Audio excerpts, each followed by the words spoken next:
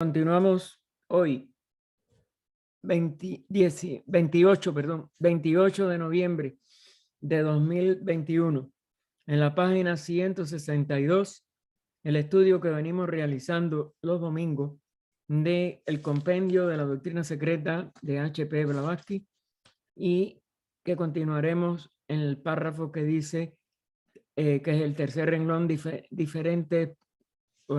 Bueno, lo veo después y no veo ahora mi propia letra. Disculpen. Hay una beatitud y un poder más allá de nosotros mismos que vienen en ayuda de aquellos que están preparando para recibirlos.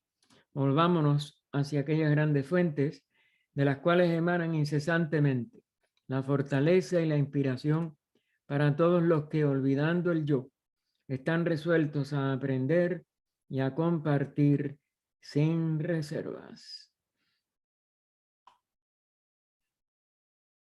Ajá. Nosotros vamos a releer el último párrafo. Hay quienes hay quienes lo han alcanzado, refiriéndose al Aratado, que es una de las ya más cercanas cumbres a la humanidad, que lo ponen muy cerca de la cumbre total del género humano, que es pasar del nivel individual a la jerarquía de adeptos.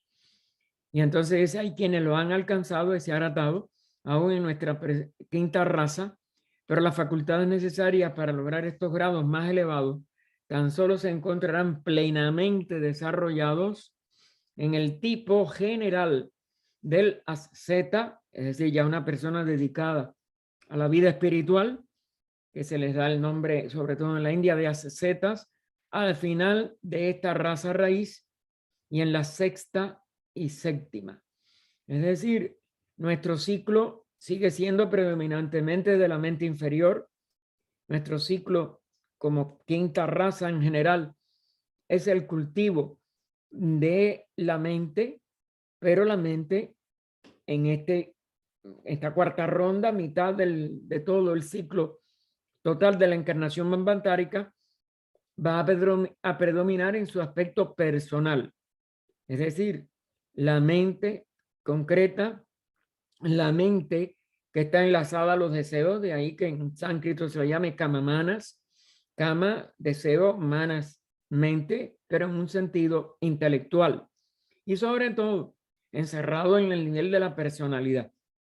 Ya la persona que se espiritualiza, su espiritualidad empieza a fructificar cuando es capaz de elevarse a la parte más alta de sí, de su individualidad, es decir, su mente abstracta, que funciona en los subplanos más altos de ese cuerpo causal, y se une a través de esa mente más elevada, de esa mente más sutil, de esa mente que empieza en el nivel de los arquetipos, ideas de Platón, no las ideas nuestras. Y recuerden que esto es otra de las cosas que a veces no se entienden. Las ideas nuestras son las que nosotros mantenemos con la mente de la personalidad. Pero estos arquetipos son los prototipos de nuestras ideas concretas, de nuestros ideales, de nuestras a veces impulsos nobles que tratamos de desvincular de los deseos, pero que muchas veces están todavía muy mezclados con deseos inconscientes, con deseos sutiles. Sin embargo, la mente propiamente abstracta, propiamente elevada, más allá de los niveles de la forma y aún de las palabras, del lenguaje, es la que puede ser iluminada entonces por el principio superior a Manas, que es Buddhi. Y es lo que se le llama aquí en otros textos Manas Taiyasi, es decir, la mente iluminada por la luz de la vida sin forma, de la vida sin separaciones que la forma nos hace sentir, y por ello la vida que empieza a sentirse como una. Y es que entonces el conocedor, lo conocido y el conocimiento se convierten en una unidad. Así es donde vamos a continuar hoy nuestro trabajo, que existirán, perdón, así es que existirán siempre iniciados y profanos hasta el final de este Manvantara menor, el actual ciclo de vida, que va a tener esas 7 razas. Estamos en la quinta, ya un poco más allá de su mitad, pero que todavía nos queda parte de la quinta raza y 2 razas más completas, sexta y séptima. Los arats o arhats de la niebla de fuego, que es una de las frases de estas estancias, decían: los del séptimo peldaño hállanse tan solo a un paso de la base raíz de su jerarquía. Base raíz, el cimiento de la jerarquía de adeptos, están nada más que a un paso. Pero ese paso hay que darlo. Todavía ellos son seres humanos, lo que ya de una altura espiritual para nosotros, en nuestro nivel actual, inconcebible. En la Tierra y en nuestra cadena terrestre. ¿Por qué? La Tierra no es nada más que el plano físico, pero pertenece a esa cadena y está enlazada con esa cadena mucho más allá de lo que nuestra personalidad percibe.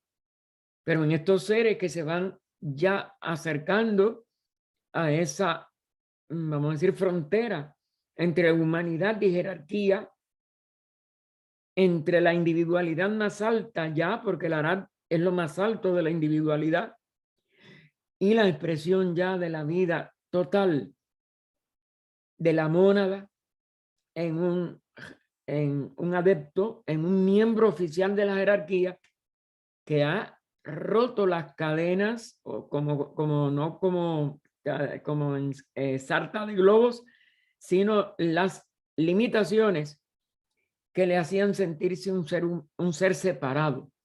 Estos seres ya por eso forman la base de esa jerarquía. Y después, como es natural, una estructura que sigue creciendo, pero alcanzar la base ya es romper con el reino anterior, el reino humano, que es el único reino individual. Y entran ya, forman parte de una jerarquía.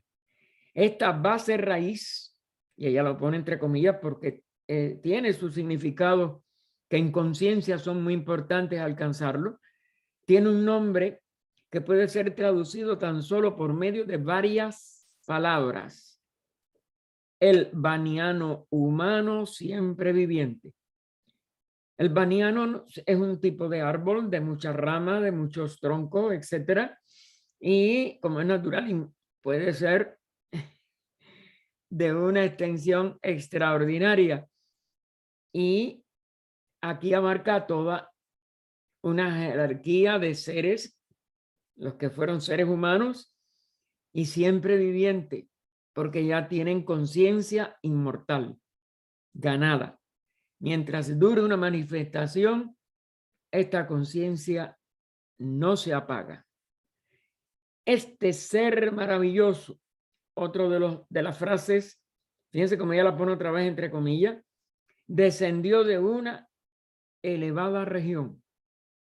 Otra expresión de estos orígenes, de donde surge la conciencia de estos planos, expresándose, manifestándose en estos planos inferiores, en estos reinos inferiores.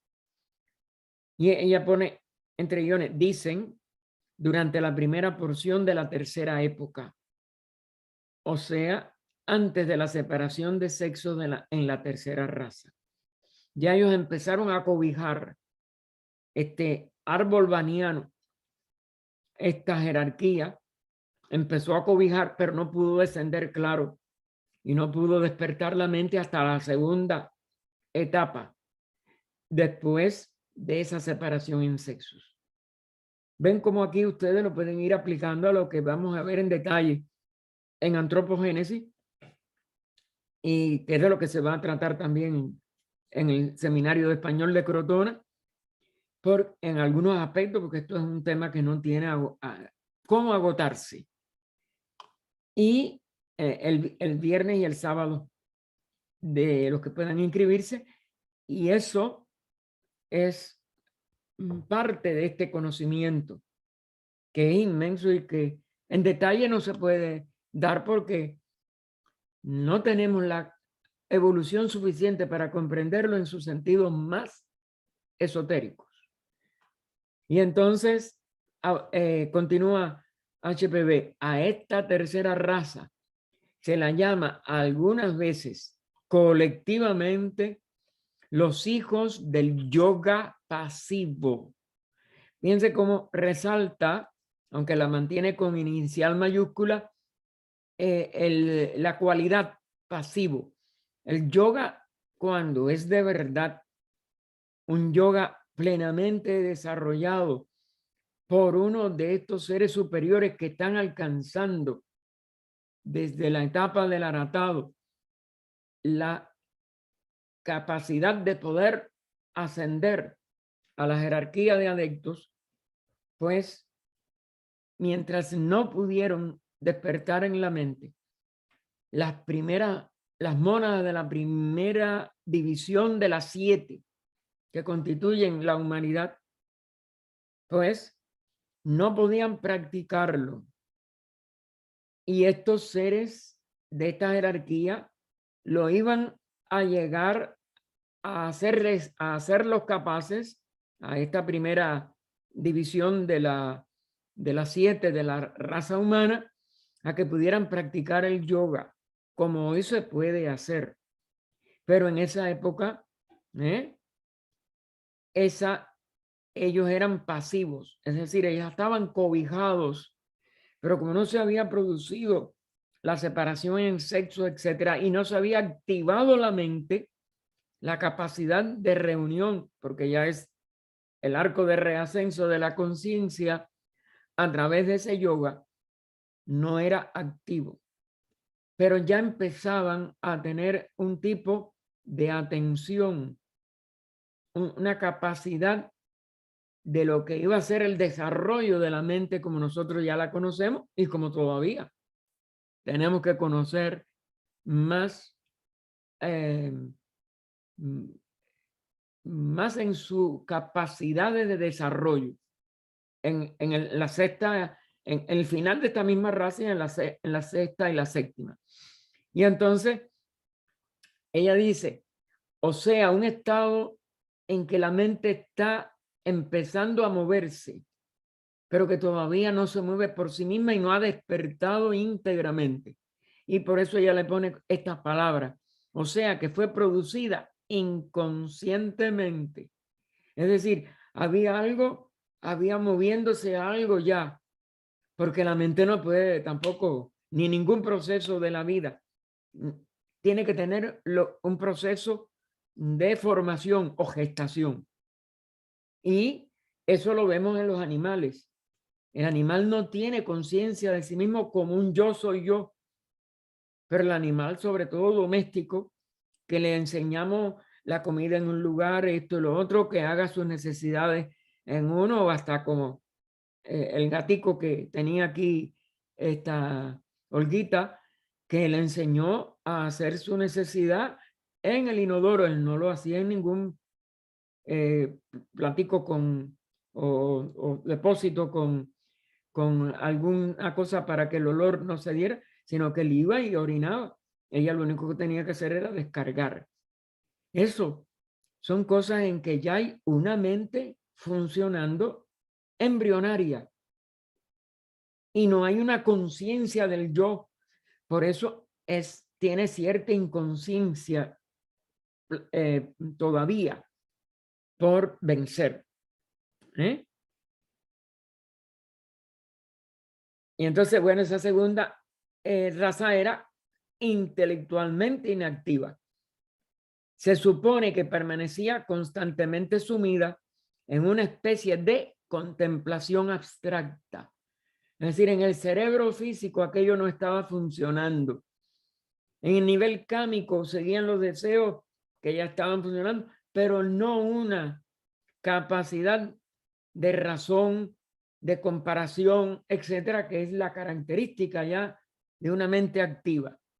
Pero había una capacidad abstracta de fijarse, de prestar atención, como lo hacen muchos animales, o vacía, en el sentido de que no elaboraba por sí misma nada.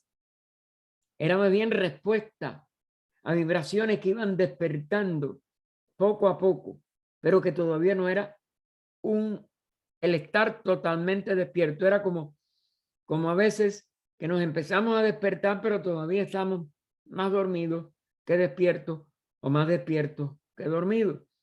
Podemos oír hasta algún ruido en la habitación o algo, pero no acabamos de saber de dónde fue que es.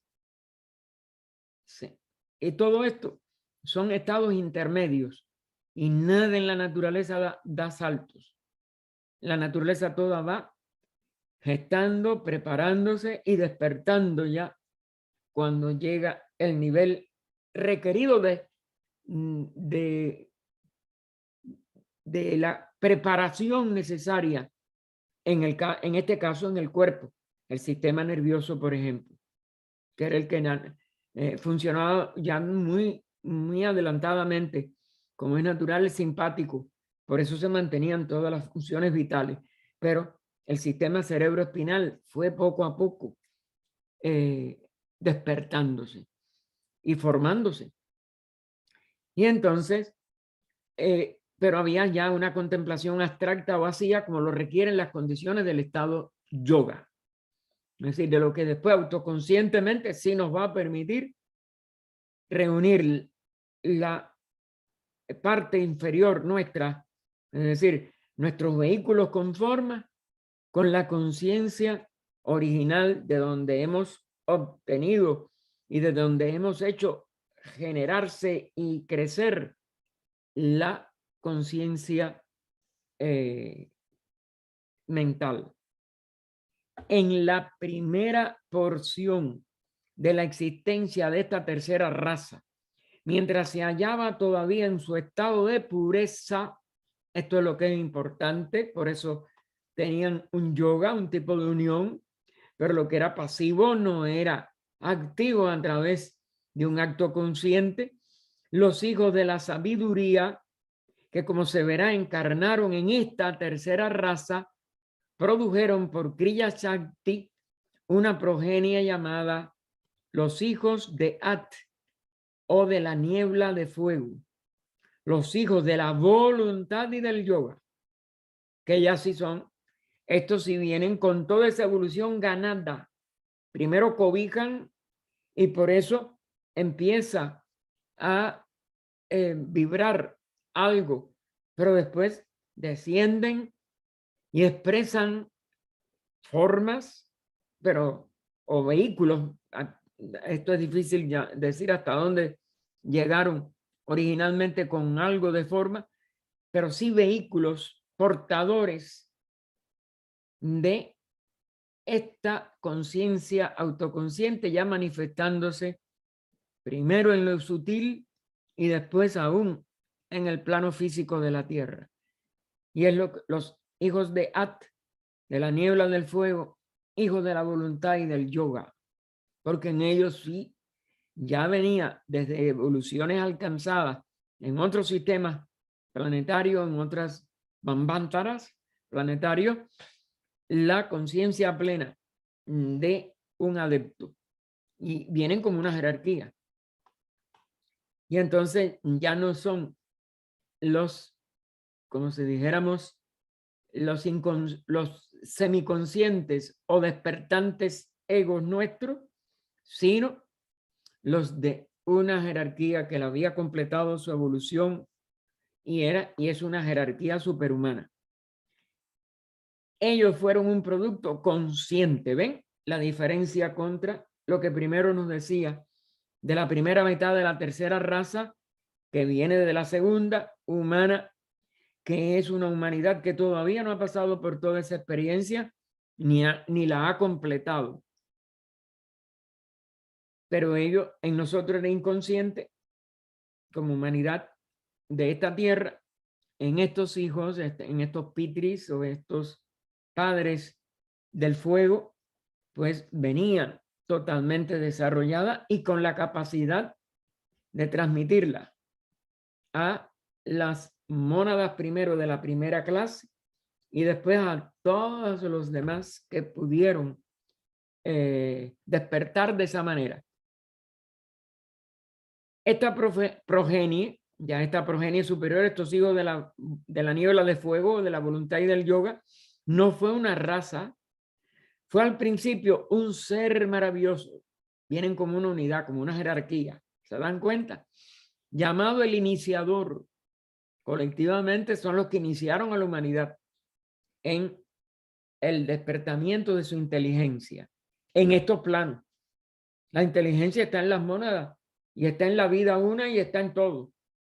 Pero no puede expresarse en niveles de materia que no haya aprendido, porque esto es un aprendizaje, a usar. Es decir, materia de los planos con forma, de los planos inferiores de este sistema planetario, cuya materia es tan resistente al que no ha aprendido a manejarla, que la parte superior de la inteligencia no la puede expresar. Fue al principio un ser maravilloso llamado el iniciador, y después de él en grupo de seres semihumanos, semidivinos. Logran entonces expresarse en estos planos inferiores bajo la misma ley, ¿no?, del Maya, de la apariencia de seres separados.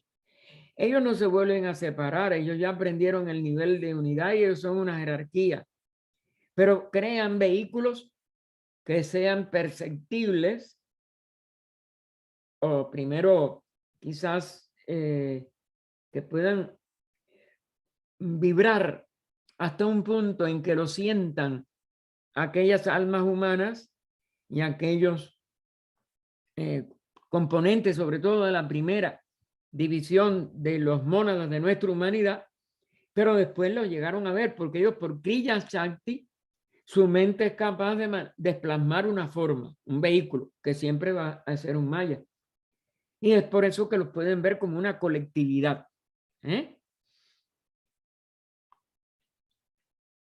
Seres semihumanos, semidivinos, separados, y por lo pone entre comillas, en la génesis, es decir, en el nacimiento de esta línea arcaica para ciertos propósitos, para nacer antiguamente, en esta antigüedad, para ciertos propósitos.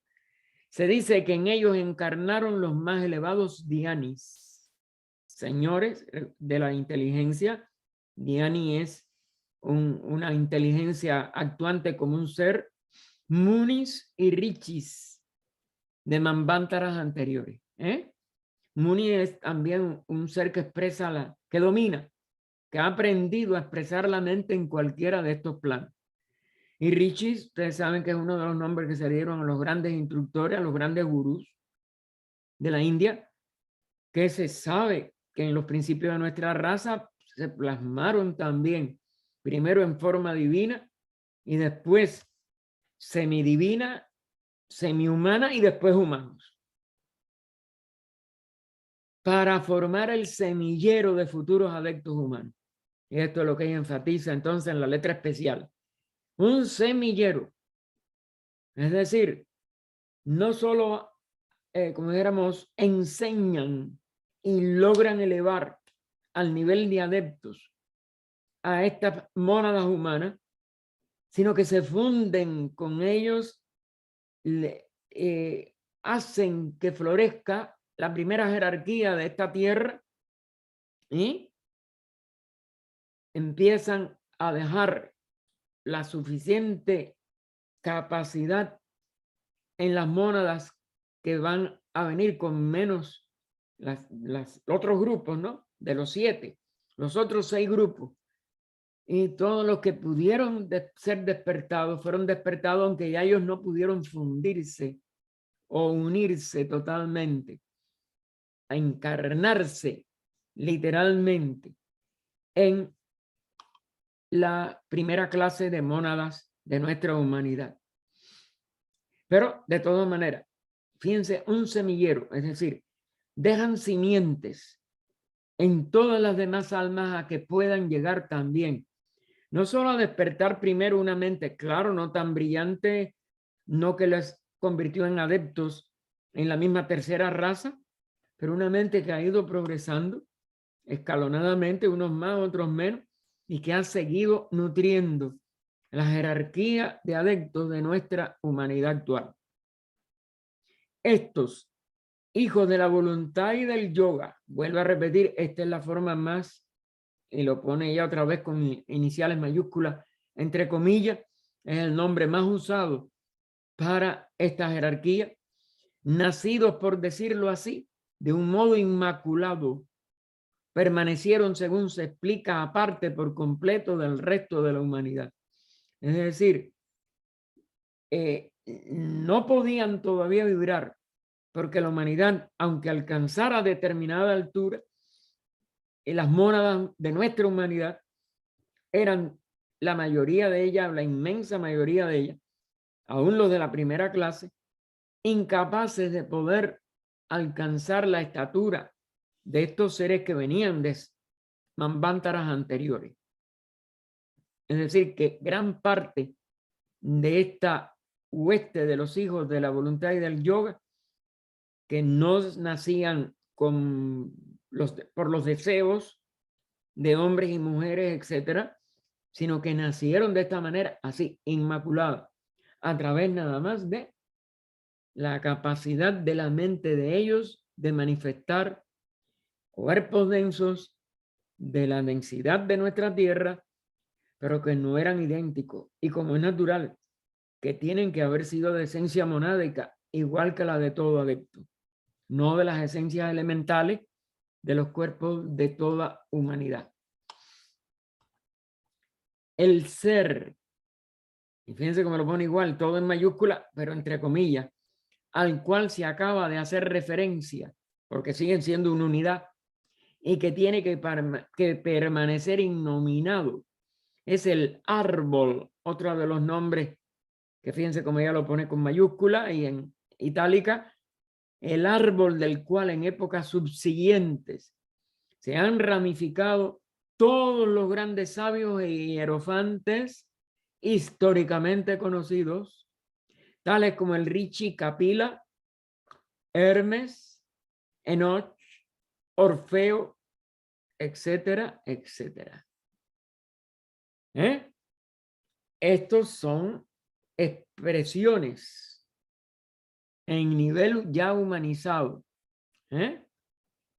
que ramificaron entonces a otros que aparecen ya en cuerpo humano y que, claro, ya muchos de ellos no tuvieron este nacimiento inmaculado, pero que de todas maneras, en cierto aspecto o en cierto nivel, es comparativamente el mismo.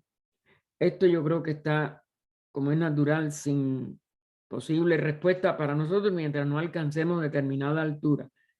¿Por qué? Pero esta es una de las cosas que después se hizo un dogma, pero que nosotros tenemos que saltar por encima de los dogmas que se atribuyen a muchos de los grandes fundadores de religiones. A Gautama, a Cristo, etc. Como hombre, y ella lo enfatiza en itálica, objetivo, él es el personaje misterioso. Y ahora, claro, entre paréntesis, para el profano, el siempre invisible. Claro, ninguno de nosotros que somos profanos podemos ni a tan siquiera acercarnos a esta expresión que ella pone en esta frase, personaje misterioso, y sin embargo siempre presente, porque claro, su trascendencia a todo cuerpo es mucho más importante que la inmanencia en determinado cuerpo, en determinado momento de la historia. Fíjense, hay trascendencia e inmanencia de todos estos seres. Ellos van más allá de cualquier expresión en el cual quede inmanente su divinidad o su expresión divina. Así que es el personaje misterioso y sin embargo siempre presente, acerca de quien abundan las leyendas en Oriente, en especial entre los ocultistas y los estudiantes de la ciencia sagrada. Él es quien cambia de forma y sin embargo permanece siempre el mismo. Otra de las imposibilidades para los sentidos físicos comprenderlo, para la mente concreta comprenderlo, como lo que cambia totalmente y constantemente va a ser también siempre el mismo. Y él es además el que posee autoridad espiritual sobre todos los adeptos iniciados que en el mundo existe.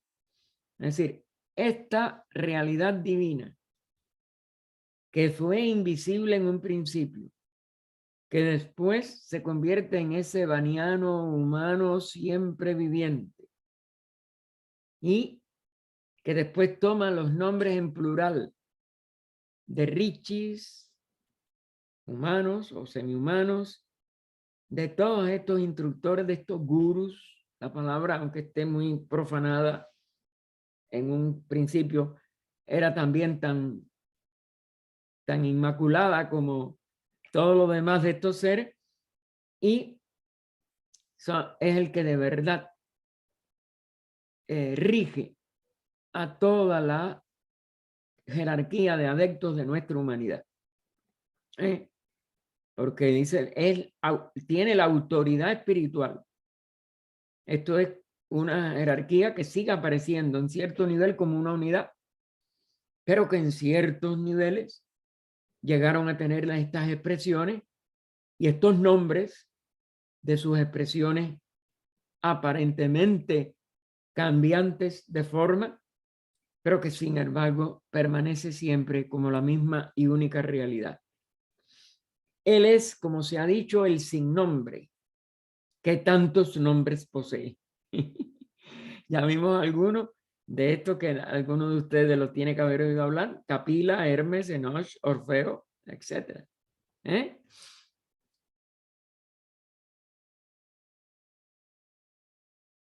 Él es el iniciador, llamado el gran sacrificio.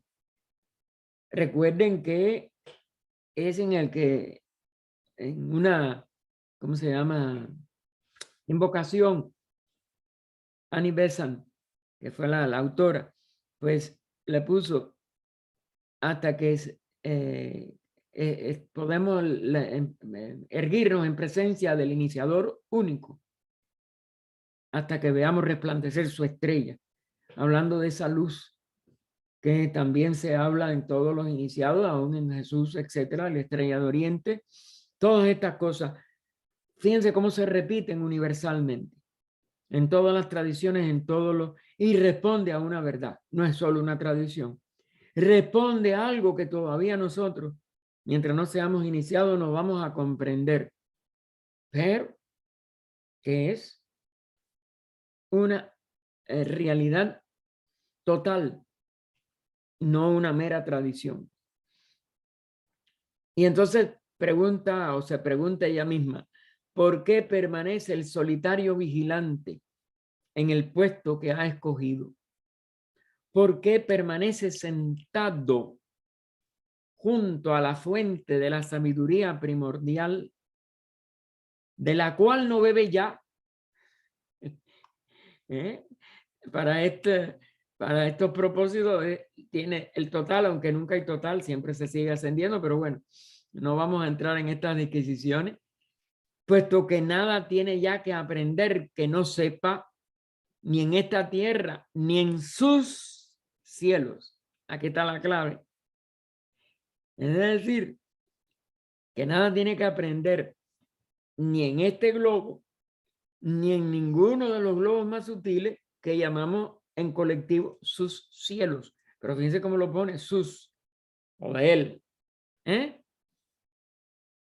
Porque los solitarios peregrinos cuyos pies sangran de vuelta a su hogar, jamás se hallan seguros hasta el último momento de no perder su camino en este desierto sin límites de la ilusión. Cualquiera de los planos manifestados es mayábico y es un desierto de la ilusión y de la materia. La ilusión de las formas que adquiere esa materia, o más bien que adquiere ese espacio, que en su aspecto más sutil le llamamos sustancia, materia, etcétera, pero que es el espacio. Y lo único que modifica el espacio, claro que es ese espíritu. En este caso, el que vigila por toda la playa de mónadas de nuestra humanidad. Y entonces se responde el mismo texto, porque quiere gustoso mostrar el camino hacia aquella región de libertad y de luz, de la cual él es un desterrado voluntario. Este es el verdadero sacrificio de todos los seres que están manifestando un sistema de jerarquía, de protección para la humanidad, de jerarquía logoica, de todo un sistema manifestado, etcétera, etcétera, etcétera, hasta el infinito. Así que, porque quiere gustoso mostrar el camino hacia aquella región de libertad y de luz, de la cual él es un desterrado voluntario. Él puede entrar o esta jerarquía puede entrar de nuevo a la realidad, pero no podría ayudar a los que estamos presos de este lado. Y entonces él se destierra voluntariamente. ¿De qué? Del estado de bienaventuranza, de plenitud, de nirvana. Los nombres son muchos. No los tomen como algo separado.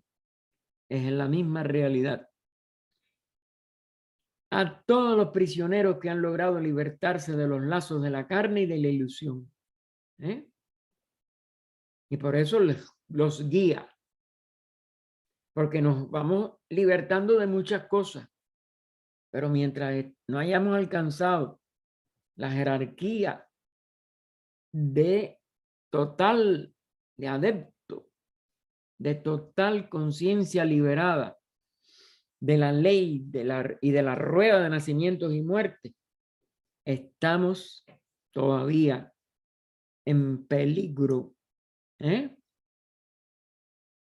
Porque la ilusión rige en toda la manifestación, desde la más sutil a la más densa de este plano físico. Porque en una palabra, él, este instructor, esta personificación de la jerarquía, se ha sacrificado por bien de la humanidad, aunque tan solo unos pocos elegidos aprovechen del gran sacrificio.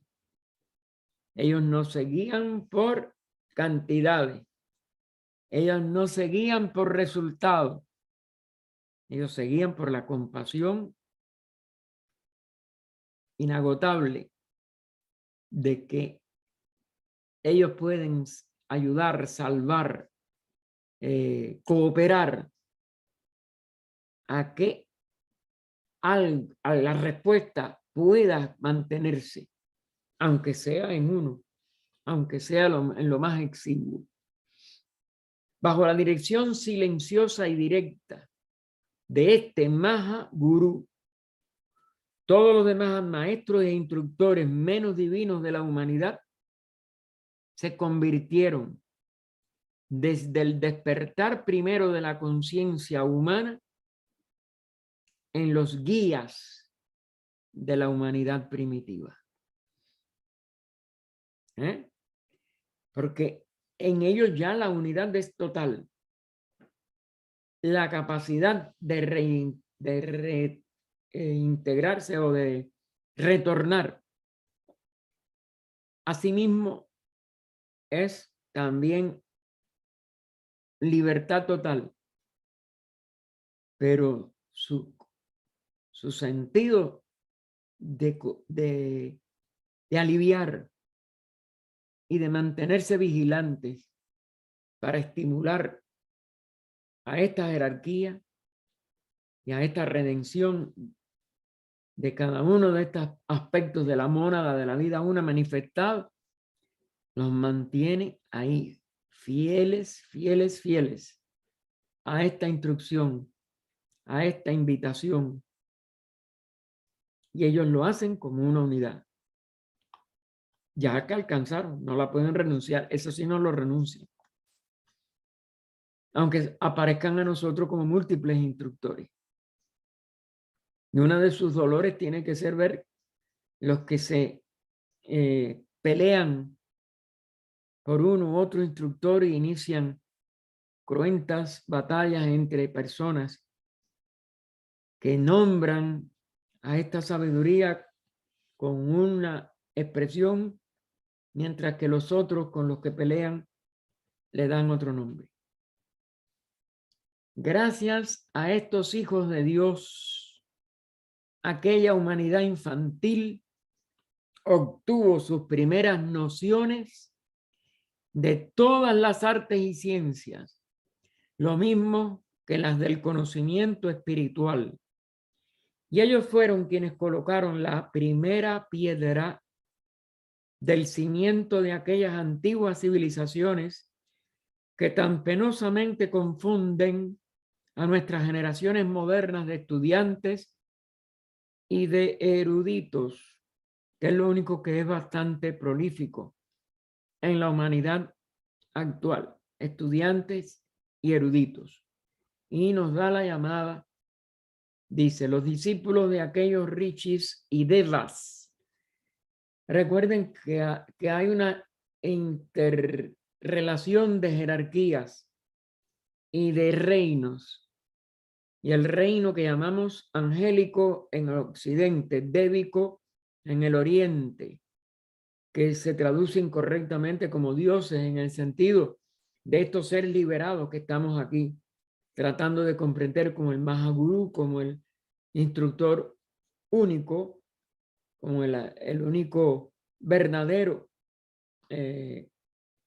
iniciado, pues hay una confluencia de reinos muy difícil de entender entre los rishis que provienen del reino humano y estos devas que aunque hayan sido humanos algunos o lo tendrán que ser, porque esa es una de las insistencias de la ley de que el reino humano es ineludible, pues se han mostrado y aún se han encarnado para poder mantener viva en periodos como este del Kali Yuga de la quinta raza la visión posible, a la posible visión de la meta. Claro, hay quien cierra los ojos, aunque se los abran 1000 veces. Así que los discípulos de aquellos rishis y devas, encarnados de la tercera raza raíz, fueron los que transmitieron su saber de una generación a otra, a Egipto y a Grecia, que son las que ya conocemos en nuestros, vamos a decir, estudios históricos. Y mucho antes en toda la India, en Egipto, en Caldea, Asiria y Babilonia, en lo que es todo la Mesopotamia, etcétera, y muchas otras que ni se nombran, entre las que quizás puedan estar las antiguas civilizaciones de América, la de los druidas del norte de Europa y de Gran Bretaña y otras islas que están por alrededor y aún puntos del continente que no sabemos, porque de eso hay mucho perdido y mucho negado.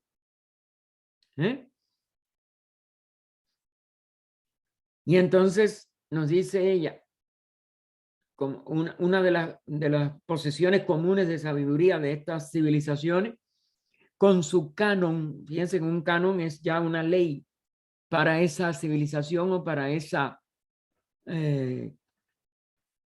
tradición o aún religión, los cánones verdaderos, ¿no?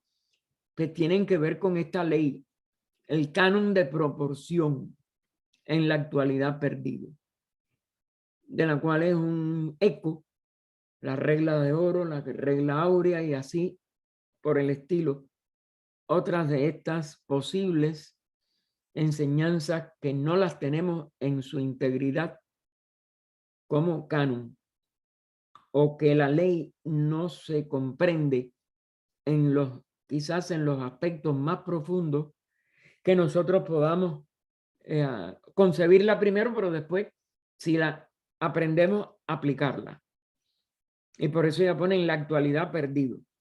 Así como los discípulos de los iniciados de la cuarta, los atlantes, que es otra de las civilizaciones que no tenemos una historia fehaciente ni de todas sus altas y bajas hasta el hundimiento del continente,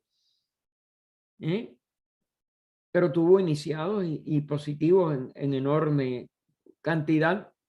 Es toda una raza. Fueron quienes lo transmitieron a sus cíclopes, los hijos de los ciclos o del infinito, de quienes pasó el nombre a las generaciones posteriores de sacerdotes gnósticos, los gnósticos originales. Los movimientos gnósticos fueron muy penetrados por los dogmas y perdieron gran parte de su sabiduría, y mucho de lo que hoy pasa por gnóstico ya no tiene al menos lo más fundamental de esta sabiduría de los adeptos y de la escuela de adeptos y del iniciador único que sigue estando al frente de esta jerarquía que continúa protegiendo a toda la humanidad. Y ahora, abriendo comillas, nos dice: a causa de la divina perfección de aquellas proporciones arquitectónicas, pudieron los antiguos construir esas maravillas de todas las épocas subsiguientes. Sus templos, pirámides, santuarios subterráneos, que son los que más desconocemos, cromlechs, caíns, altares, demostrando que poseían las fuerzas mecánicas y conocimientos en mecánica, porque eso se aplica a la materia física, ante los cuales la ciencia moderna resulta juego de niños y a cuyas obras esta misma ciencia se refiere denominándolas, entre comillas, obras de gigantes con 100 manos. Y ella, ahí cierra la comilla, nos dice: véase el libro de Dios de Kenny Ali, que fue uno de los autores que más referencias correctas tenemos sobre estas artes y ciencias perdidas de todas las civilizaciones del final, de la segunda mitad de la tercera raza, de toda la cuarta raza y aún de lo más alto de nuestra primera civilización de hace 1 millón de años, con sus ramificaciones, que es entonces lo que ha dado de que se hable. Esto eran obras de gigantes con 100 manos. Es verdad que la humanidad tuvo mayor estatura, pero la mayor estatura no era solo física, sino es la mayor estatura de la divina conciencia. Los arquitectos modernos puede que no hayan descuidado por completo aquellas reglas. ¿Ven? Algo de ellos trascendido. Se sabe que lo que conocemos de la regla de oro, que parece que nada más que es un aspecto, una parte, una aplicación, están en las grandes proporciones de las catedrales de la Edad Media y aún de obras más modernas. Están en pinturas del Renacimiento, desde la Gioconda hasta muchas otras pinturas de rostro o de seres humanos o de otras formas de vida. Y por tanto, tiene que haber habido al menos un resto de ese conocimiento, o nosotros no podemos descubrir la envergadura total de lo que se señala hasta donde nosotros hemos podido recibir y se ha podido transmitir por algunos de los sabios de la Edad Media, que lo tenían que hacer con mucho cuidado por los dogmas en que cayó Occidente sobre todo.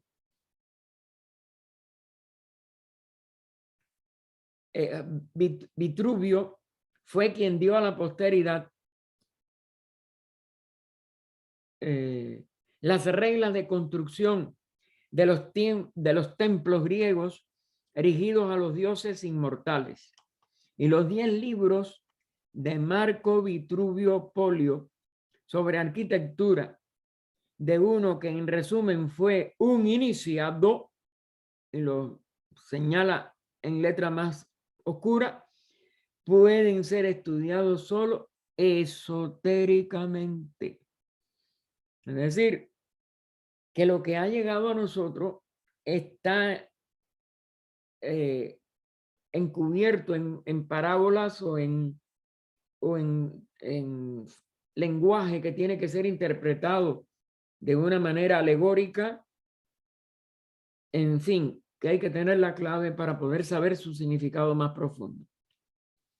Los círculos druídicos que están en el norte de Europa sobre todo, los dólmenes, los templos de la India, Egipto y Grecia, las torres y las 127 ciudades en Europa que se ha encontrado fueron de origen ciclópeo, según el Instituto Francés, son todos obra de arquitectos, sacerdotes iniciados, los descendientes de aquellos que en un principio fueron enseñados por los hijos de Dios, es decir, por esos hijos de la niebla de fuego, por eso que se materializaron, porque Yachakti, desde la tercera raza raíz, en su segunda etapa sobre todo, como es natural, cobijaron la primera, pero no,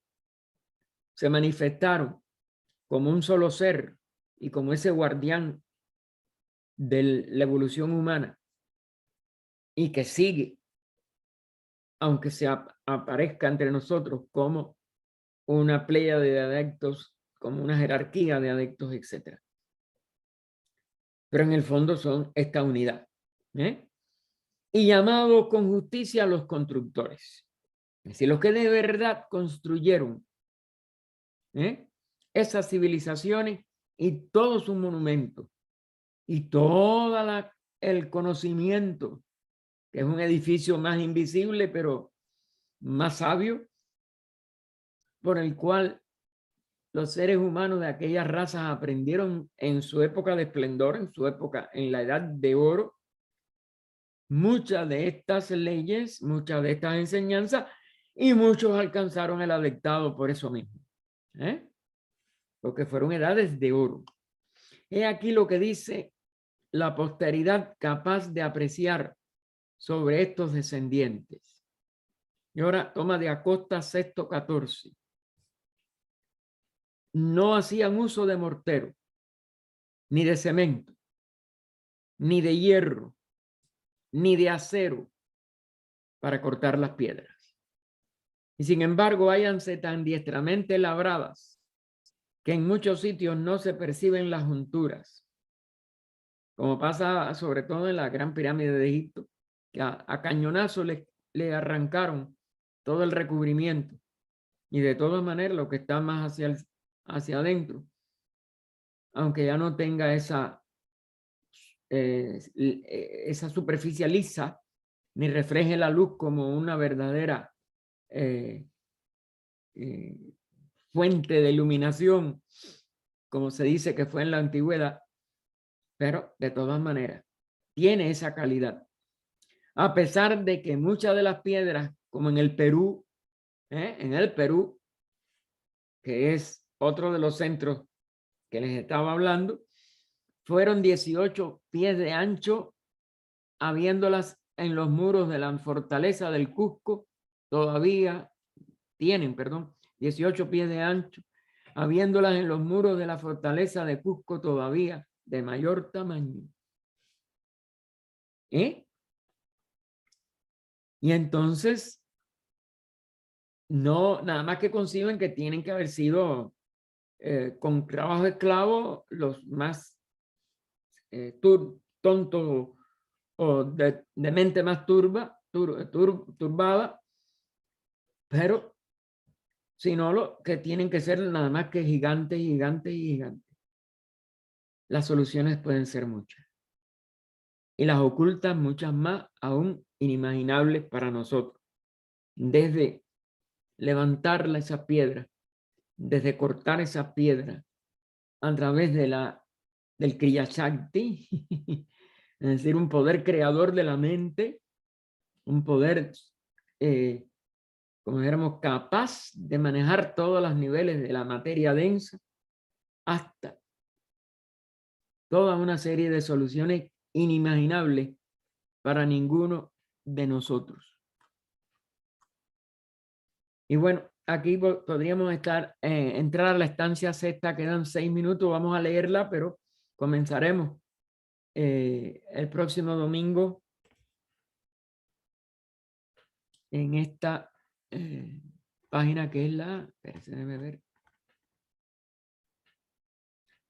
la 127, inicio de la 127, aunque vamos a leer algo para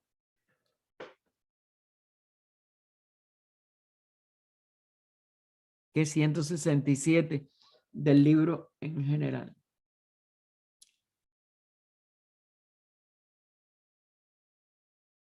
Ah, no, me da 165.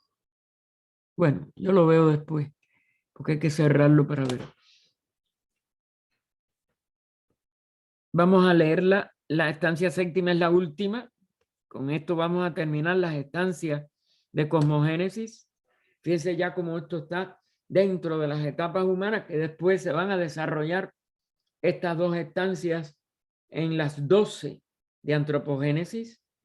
Ven todo lo que está aquí, como dijéramos, resumido. Y entonces nos vuelve, como si dijéramos, a lo que fue en el macrocosmo una diversificación de la unidad de vida-forma en un estado de pralaya a una manifestación de 7 planos en el universo. Y aquí vamos a ver de una vida sensible sin forma a todos los niveles de nuestra humanidad actual y de todos los reinos que le acompañan, más los que no sabemos que nos acompañan. Porque el ser humano nada más que ve los reinos con materia física, visible. Y entonces, la primera es loca, o frase de esta séptima estancia nos dice: he aquí el comienzo de la vida sensible sin forma. Ese va a ser lo que vamos a ver en la explicación del la primera parte, la capitea. Primero el divino, el vehículo, nos aclara, el vehículo divino, podría decirse, que es el inciso B, el uno que procede del espíritu madre Atman, porque es de donde surge los hijos, de donde surge la aparente pluralidad. Después el espiritual, Atma-Buddhi, alma espiritual. Ese va a ser el inciso C. Después vemos la llamada un momentico antes de terminar. Además, los 3 procedentes del 1, los 4 del 1, que es el inciso E, y los 5, el inciso F, de los cuales proceden los 3, los 5 y los 7. ¿Ok? Que son los números clave. Y ese sería el inciso G, Estos son los triples y los cuádruples hacia abajo. Es decir, desde lo más sutil a lo más denso. Primero es triple, después es cuádruple. La tríada superior, el cuaternario inferior en un microcosmo o ser humano. Los hijos nacidos de la mente del primer señor, Avalokitesvara, los 7 resplandecientes. Y esto lo pone entre comillas hasta esta frase: hijos nacidos de la mente del primer señor, los 7 resplandecientes. Los constructores. Ellos son tú, yo, él. Ellos son tú, yo, él. Olanu. Los que velan por ti. Y tu madre Bhumi, la tierra. Entonces eso lo veremos en detalle el próximo domingo. Esperemos que podamos tener. Aquí hay 2 llamadas. Bueno, Anna Budi, Anna espiritual. Vamos a verlo de todas maneras si es cortica. Ajá, esto se relaciona con los principios cósmicos. No lo confundan con la parte de su reflejo en la humanidad, que es un micro del macro, un microcosmo del macrocosmo. Y los constructores, ella nos dice en la llamada, los 7 rishis creadores relacionados ahora con la constelación ahora, ojo con las palabras, de la Osa Mayor. Lo dejamos aquí, entonces volveremos a empezar la semana próxima con este principio de la estancia. Oh poderes del amor, os prometemos nuestra fidelidad, sabiendo que solo el amor puede redimir al mundo. Invocamos vuestra bendición sobre todos los que se esfuerzan por serviros. Invocamos vuestra bendición sobre todos los que están soportando sufrimiento. Invocamos vuestra bendición sobre todos los que están infligiendo sufrimiento, para que en medio de ese error puedan volver sus ojos de nuevo vuestro amor y serviros. Oh vida oculta que vibras en cada átomo, oh luz oculta que brillas en cada criatura, oh amor oculto que todo lo abarcas en la unidad. Cada ser que se sienta uno contigo, sepa que por lo tanto es también uno con todos los demás.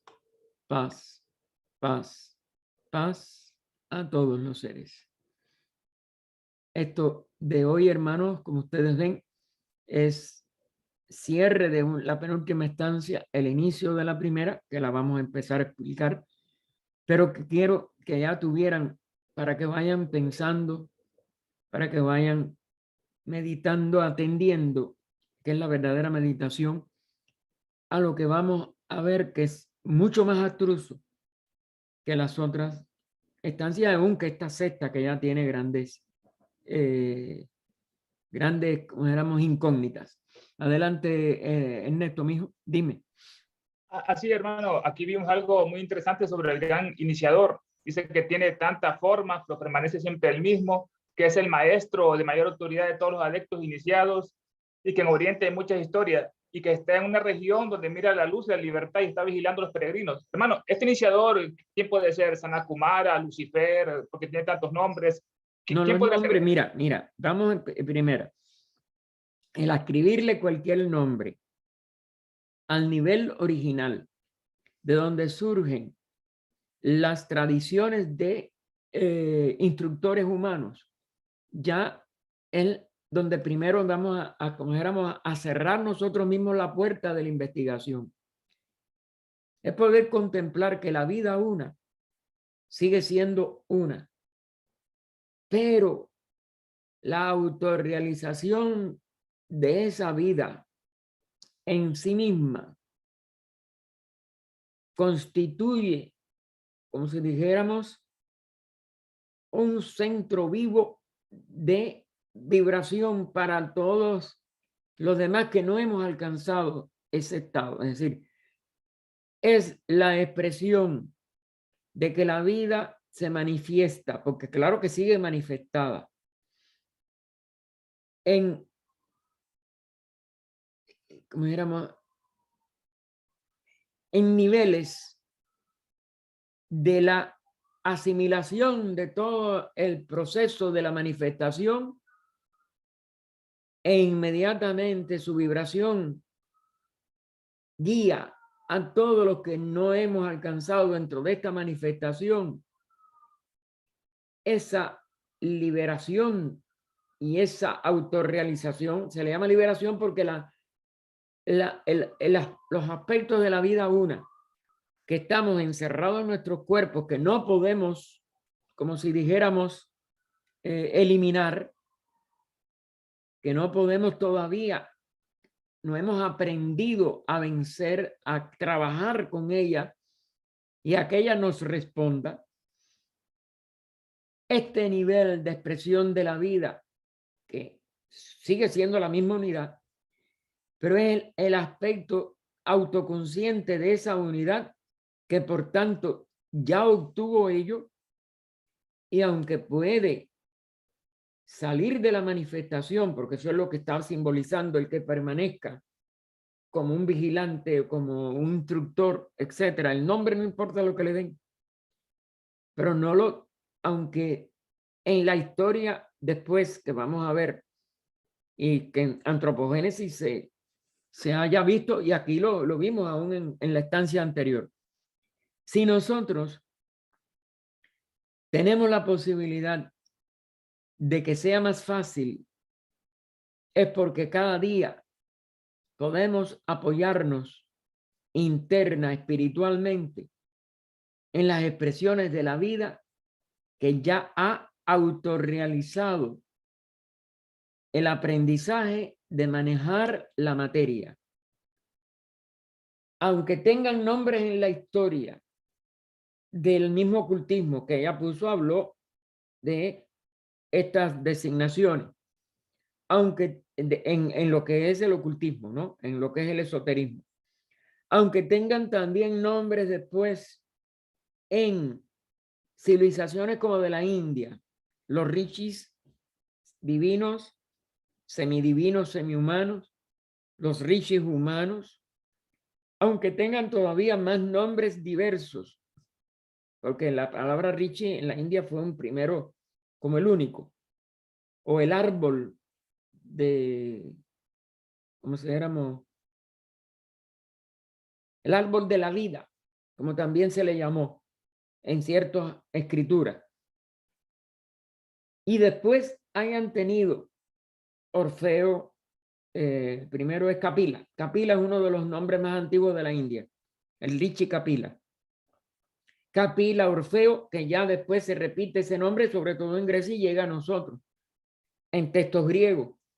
Es decir, ya en una literatura de la época en que se transmitía públicamente, porque hay una transmisión verbal original del esoterismo, después hay una tradición escrita, que es las etapas aún de las escrituras más antiguas en religión actual, que fue filosofía anteriormente, pero que fue doctrina esotérica mientras se transmitió nada más que oralmente, o quizás ni oralmente, en una comunicación que no podemos nosotros explicarnos porque no pertenece a nuestro estado de evolución, que después se llamaron los Vedas, a estos Rishi que se le llamaron Kapila, Orfeo o Hermes, que son los que dan origen a los Trimegistos en Egipto y en Grecia, etc.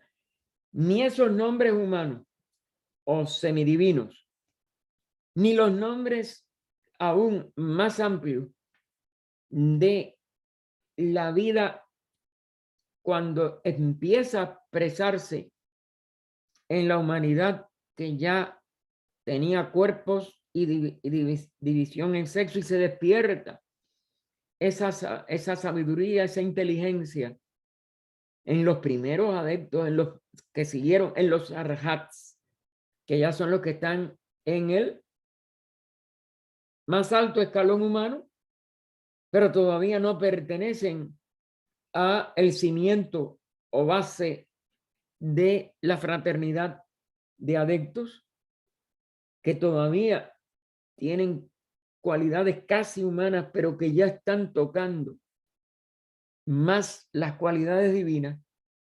Eso es lo que es importante que nosotros lo comprendamos. Y que vamos a decir, el instructor o ese instructor uno que sigue sacrificándose por toda la humanidad, repetimos, aunque haya adquirido nombre en la historia, el nombre no tiene importancia. Si nosotros estamos de verdad tratando de aprender la sabiduría y tratar de realizar esa sabiduría, no podemos encerrarnos ni en materia física, ni en estos niveles del intelecto, ni en los niveles de las supersticiones en que han caído las religiones, ni aún en los niveles filosóficos de lo que era la verdadera posibilidad de volverse a ligar, de los religare, que no es los niveles dogmáticos de ninguna de las religiones actuales. Todo eso, si nosotros vamos a permanecer tratando de establecer, ay, ¿cómo se le llamó y cómo era? Nos quedamos atrapados en la forma y en la mente concreta y nunca vas a poder elevarte a ninguna sabiduría. Te vas a quedar como estamos la mayoría de nosotros, con un intelecto que puede ser brillante, pero que no puede traspasar la personalidad. Nosotros tenemos que quedarnos en una actitud de aprendizaje, en una actitud nada más de preguntarnos lo esencial, no los accidentes. ¿Qué importa cómo se llamaron? Ella misma nos da varios ejemplos y después vuelve a lo mismo. Es el verdadero instructor total. No importa si lo concebimos con un cuerpo físico y con un nombre, pero es siempre, si acaso, como dijéramos, una muleta provisional, pero que hay que soltar para poder ascender hacia la verdadera sabiduría. La sabiduría no depende de nombres, la sabiduría no depende de tradiciones y mucho menos de dogmáticas tradiciones. Y todo esto que tú me nombraste son dogmas. No pienses por ahí no vas a averiguar nada. Busca dentro de ti la esencia de lo que tienes que encontrar como sabiduría. ¿Qué importa el nombre que le dieron en Grecia o que le dieron en Roma o que le dieron en otra iglesia ahora mismo moderna? Hoy todos los días se funda una secta nueva. ¿Qué importa el nombre que le den? Si nos quedamos atrapados en el nombre, nos quedamos atrapados en la mente concreta, ni tan siquiera en la abstracta, porque la abstracta tiene que jugar con abstracciones que en un momento dado nos saquen de nuestro yo, porque eso no es del yo. El yo siempre se siente separado. Nosotros tenemos que ascender a descubrir la vida en su integridad. Y esa no va a tener nunca ni nombre ni nada. Aunque en determinadas civilizaciones, en determinadas épocas, haya podido ser relacionada con algunos nombres de las filosofías más antiguas. Pero sigue siendo totalmente un punto de nada más de muleta, un punto de apoyo que hay que abandonar. ¿Algo más? Adelante, José Luis. Buenas tardes, gracias, Gaspar. Buenas tardes, José Luis, dime. Bueno, lo que explicabas ahora me ayudó mucho a entender un poco lo que es en antropogénesis, cuando Blavatsky habla de serpientes y dragones, ella explica, habla de Patala, que es la antípoda, y habla de los nagales, ¿no es cierto? Sí. Y eso quisiera saber si he entendido bien, porque entendería que en América es donde estaban justamente, también en América, no solamente acá, estaban justamente los nagales, que serían las serpientes que han logrado al adaptado justamente de esos instructores de los que hablabas, ¿verdad? Correcto. Es decir, hay esos nombres genéricos que ya por lo menos son colectivos y que se usa el símbolo de la serpiente, que es como en el mismo cristianismo todavía, fíjate que es mucho más posterior a todas estas civilizaciones de la antigua América precolombina, ¿no? Que muchos de ellos, aunque no le den toda la antigüedad, son muy anteriores al cristianismo. Pues nosotros vemos que se atribuye a Jesús en uno de sus evangelios que le dice, sed mansos como palomas. Y han traducido incorrectamente, debía haber sido sabios y sabios como las serpientes. Y le ponen, nuestras traducciones dicen astutos. La astucia implica una tendencia hacia el egoísmo. Y no es una astucia. Es que tú tienes que ser amoroso, compasivo con todo el que está equivocado, pero buscando que esa compasión se convierta en un paso de avance para esa persona. Porque la compasión puede ser muy inútil si tú no le das a ese ser humano no solo compasión, sino una compasión que lo libre de su sufrimiento, que lo libre de su, por tanto, de su ignorancia, porque cuando sufrimos porque estamos ignorantes.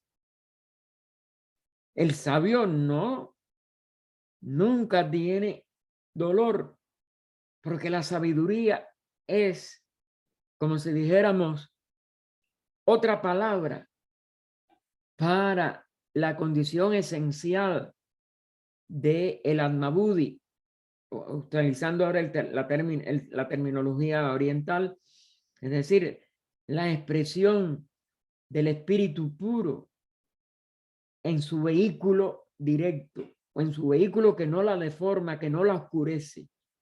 Buddhi, cuando tú lo buscas en su significado, en los textos de la antigua filosofía oriental y del esoterismo sobre todo, como es natural, que es de donde procedió esa filosofía, es Ananda. La cualidad exacta de Buddhi, Ananda. Ananda, ¿qué cosa es? Bienaventuranza. Porque la traducen a veces por felicidad, como si fuera una cosa del plano físico. Ese es otro error. Si tú eres verdaderamente sabio, por esa misma condición, tú estás pletórico de esa bienaventuranza. No puede haber sufrimiento en el estado de un sabio. Si es verdadero sabio, ¿ok? Porque llamamos sabio a cualquiera que tiene conocimiento intelectual. No, ese puede tener sufrimientos horribles, cometer errores espantosos. Pero la sabiduría es la expresión de la vida en su integridad. Y aparte, ya no tiene forma, ya no está separado de nada ni de nadie. El conocedor, lo conocido y el conocimiento son una unidad en un sabio.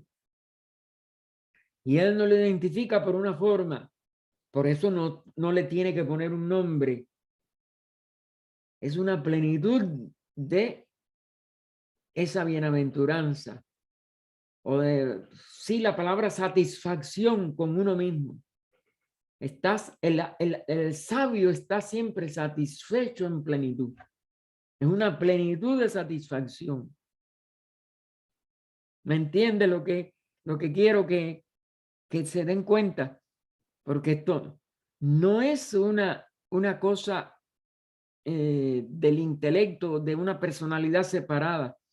Y por eso llamarle o reducir a esta expresión de la vida divina que ampara a toda la humanidad con cualquiera de las funciones que en un nivel más concreto o en nombres como el Sanat Kumara, etcétera, que fueron muy venerados en la India, pero que los personifican. No, aquí ya no está personificando, aunque tiene que consentir que después se le llamó de esa manera. Y da entonces varios nombres. ¿Por qué? Porque el ser humano que no ha llegado a ese umbral, por lo menos de Alaratado, y mucho menos que no se ha autorrealizado en ningún nivel, pues los personifica en seres humanos tan corrientes y comunes como él, aunque los idealice. No, pero no, el cuerpo de ellos no envejece, no, no sé qué. No, están en el Tíbet, están aquí, están allá. Es verdad que pueden llegar a tener cuerpo físico porque esto es lo que empieza y habla. Los rishis divinos se expresaron en niveles semihumanos, semidivinos, en aspectos débicos que no tienen cuerpo físico. ¿Ok? Es decir, que esto es muy complejo, toca puntos del esoterismo que indudablemente yo no los sé, pero que no me, ¿cómo decir? No me clavo, no me hundo en que lo físico, en que los nombres, en que los dogmas tienen que ver con ello. No. Y si no llevamos nuestra investigación a través de lo más profundo de cada uno de nosotros, para autodescubrirnos en esa vida una, y no tocamos ese nivel en que no hay diferencia, en que no hay un cuerpo, como si dijéramos, sin movimiento, estático. Por eso dice, el cuerpo siempre cambia y sin embargo es el mismo, es el todo nada. Pero ellos siguen en la manifestación como un ser, no se reabsorben en la seidad, porque desde la seidad no pueden ayudar. Y desde esa manifestación incomprensible para nosotros, para nuestra mente, para nuestra personalidad actual, yo eso sí, yo no la comprendo. Porque tiene una serie de palabras que son imposibles de llevar a nuestra limitación actual. Y ellos no tienen esa limitación y sin embargo funcionan como si estuvieran limitados. Pero dice, toda forma, en ninguna y a la vez. Yo no me acuerdo ya del texto, pero si ustedes lo cogen, vayan otra vez a la página donde empezamos. Allí lo tienen. Eso te está dando de que no es lo que nuestros sentidos nos pueden señalar, lo que nuestro cerebro nos puede a nosotros limitar, sino que tiene que ser algo más, algo mucho más alto. No sé si estoy quizás confundiéndolos más, pero creo que deben ustedes de penetrarse de lo más sutil de esta palabra, aunque tengamos que seguir usando las palabras. No tenemos otra forma de comunicarnos que no sea por palabra, hermano. Y perdone si no puedo ser más claro. Adelante, Isabel. Sí, como estos hijos de luz que actúan por compasión. Entonces yo de pronto he pensado, es que en realidad todas las jerarquías, todo el universo sería que actúa por compasión. Ha sido Sí. como un esclarecimiento, ¿sabes? O sea, es como algo, digo, bueno, pues porque nosotros viajamos a los planetas sagrados, los elementos espirituales que hay allá son guías nuestros, nos vigilan, en fin, corrigen en todo caso si puede ser posible, pero ahora es que me ha parecido así como si se abriera una gran vía, ¿no? De comprensión para mí, de pensar que es que realmente todas las jerarquías actúan por compasión. Son como budas de Esa es la compasión a única palabra. niveles, Sí, esa es la ¿no? única palabra, Isabel. Claro, claro. Es la única palabra que puede darnos Así que es, un acercamiento. De todas maneras, tenemos que vencer nuestras limitaciones, que son muchas. Pero nada más la compasión es lo único. Y precisamente en muchas de las dedicaciones y fue la forma en que yo desde niño eran las únicas palabras que se hacían por mis mayores, ¿no? Mi padre, mi profesor que fue de matemáticas y otro presidente más. Habían tres cuando yo era niño. Ya no me acuerdo el nombre del otro. Que decían que los venerados maestros de sabiduría y compasión nos ayuden en este trabajo que vamos a realizar en servicio a la humanidad. Sabiduría y compasión. Por eso es que para mí, sabiduría y compasión, lo oí desde niño y para mí es lo único que de verdad tiene valor. Si usted no ve la sabiduría como otro aspecto de la compasión, como es una sola moneda, Sí. no hemos realizado. Y cualquier estudio fracasa. Si usted no se da cuenta que la sabiduría es compasión pura, total, sin excepción hacia nada ni hacia nadie. Y por tanto no puede usted ponerle nombres. Aunque en la historia hayan puesto nombres, etc. Pero nosotros no debemos de hacerlo. Y por eso yo creo que hay tanta confusión. ¿Por qué se llevó a alguna de estas cosas? Por el mismo proceso que hay que hacer y que lo vamos a ver repetido ahora en esta séptima estancia. Lo uno, o la unidad de la vida, para manifestarse hace primero una polaridad, después una trinidad. La trinidad hace un efecto sobre lo que es, como dijéramos, el espacio donde se va a manifestar, se hace el 4, el 5, el 7. Pero todo eso sigue siendo desde el 3, desde el 2, Maya. Porque el espíritu y la materia no son diferentes. Y la primera dualidad es eso, el espacio y el movimiento del espíritu. Pero es que son inseparables. Sí. Y la prueba está en eso. Es para que se puedan manifestar, que aparecen como separables. La doctrina de Maya y traducir a Maya, sobre todo como ilusión, es uno de los errores más grandes que cometemos. No es ilusión en que no existe. Es ilusión en que como aparecen o existen, son diferenciaciones aparentes de lo que sigue estando en la total unidad y no puede romperse. Y eso es aplicable a las trinidades. De ahí viene el dogma por ejemplo, en el cristianismo. ¿Cómo dice el dogma cristiano?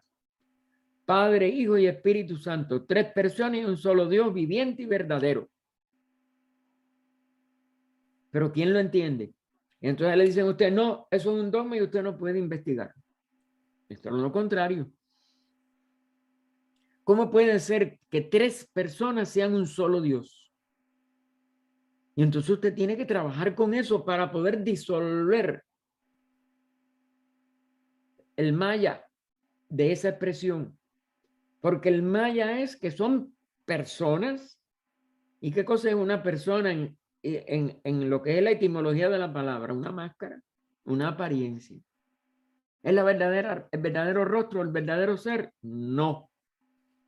Entonces, el Padre es un rostro, es una máscara. El Hijo es un rostro, es otra función, es otra máscara. El Espíritu Santo es otro rostro, otra máscara. Pero ¿quién está detrás de la máscara? La unidad. Entonces, cuando yo quiero estudiar las funciones del Padre, del Hijo y del Espíritu Santo, estoy viendo esa unidad en una forma aparentemente trina. Pero no es trina, sigue siendo la unidad. Y después cuando la veo en 4, en 5, en 7, Y en todos los múltiplos de 7 sigue siendo la unidad. Entonces nosotros aquí, en este momento, habemos 25 conectados. Pero no somos 25.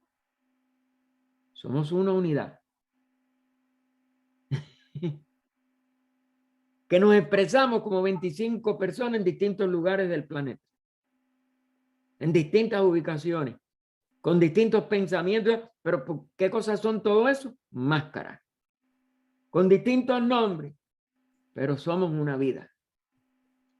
Y eso lo multiplica usted por todo el firmamento y todos los reinos y todas las criaturas. Y somos uno. ¿Podemos quitarnos todas las máscaras para poder sentir la vida del todo? Ese es el reto del adectado. Ese es el reto de la evolución humana. Lo afrontamos de verdad. Gracias. Tratando de entrar en la vida total de todos nosotros. Ese es como dijéramos, el constante, el grito lejano, como se dice. Creo que luz en el sendero, sí, luz en el sendero. El grito lejano, que de allende, es decir, de más allá de las encarnaciones, nos da ese instructor, esa sabiduría compasiva. Y si usted se lee el grito lejano, usted se estremece. Sí, hoy leyendo a Puruker, veía que él diferenciaba el uno, la unidad y la unión. Correcto. ¿Eh? Sí. Entonces, ¿ve? Sí, nosotros somos una unidad, ¿no? De lo uno en la unión. Una unidad de, pues eso, militar, por ejemplo, ¿no? Sí, correcto. Usted lo puede entonces después tratar de aplicar a cualquier expresión colectiva de seres en cualquier empresa o en cualquier propósito, pero siguen siendo la unidad. Creo que es lo más que hay que seguir, como si dijéramos, atendiendo. Esto es poner atención. Si no, nos perdemos otra vez en las palabras. Adelante, Emilce, dime. Yo, en realidad, esto, a ver, me cuesta mucho. Y yo lo que... A ti sola, a todos. Bueno, pero yo lo que pienso es que para devolver todas estas enseñanzas y toda esta vida una, lo que debo hacer es amar, comprender con compasión toda mi vida y toda la vida de los demás. Claro, mía. Es como único, tú puedes entrar evolucionar. Claro, en la práctica de esa compasión. Claro.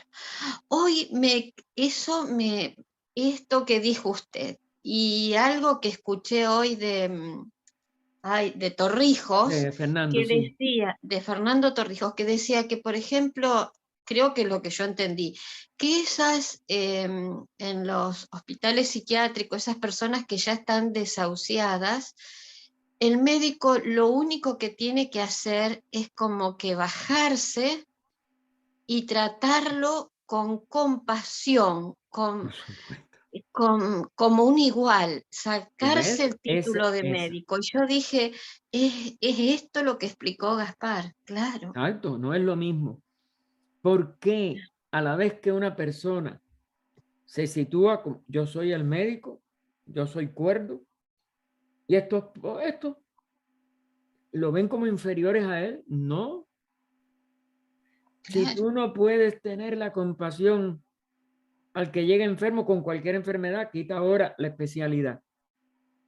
Nunca lo podrás ayudar a sanar. Aunque puedas darle, en el caso de enfermedades, por ejemplo, estas virales de virus que son de verdad, tienen un aspecto, vamos a decir, físico. Tú puedes darle el antídoto o le puedes dar la verdadera sustancia que le pueden quitar el virus, pero la persona sigue enferma o se enferma de otra cosa. Si tú no sabes, como médico de verdad, envolverla en tu compasión para que sane adentro, porque ninguna persona se hace receptible a un virus si no está enferma en el alma primero. Esa es otra de las cosas en que la ciencia médica está fallando.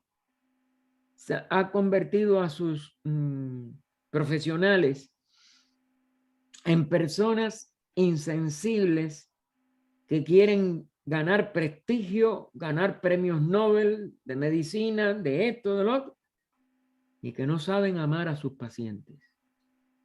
Una de las cosas por las que esta línea de un Fernando ha tenido tantos seres que se han, vamos a decir, curado, o por lo menos que han podido mejorar con él y con otros. No digo que él sea el único, ni lo estoy endiosando, pero sé lo sincero que es él.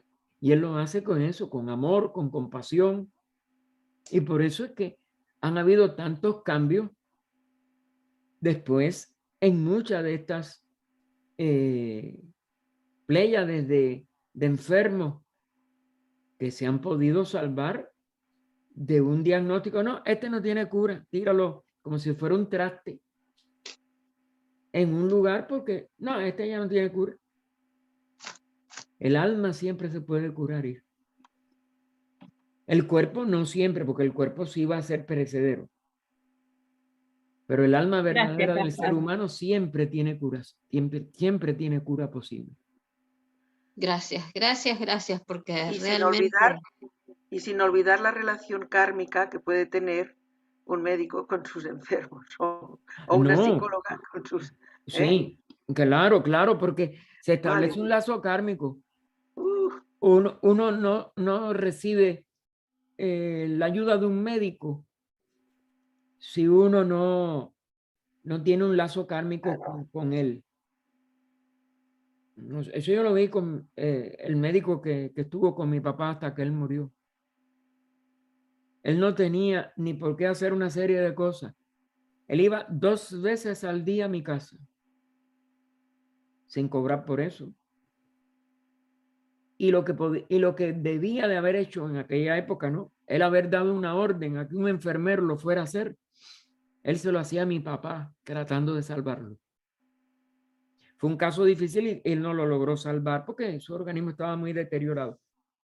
Pero él hizo todo. Y ese cariño quedó.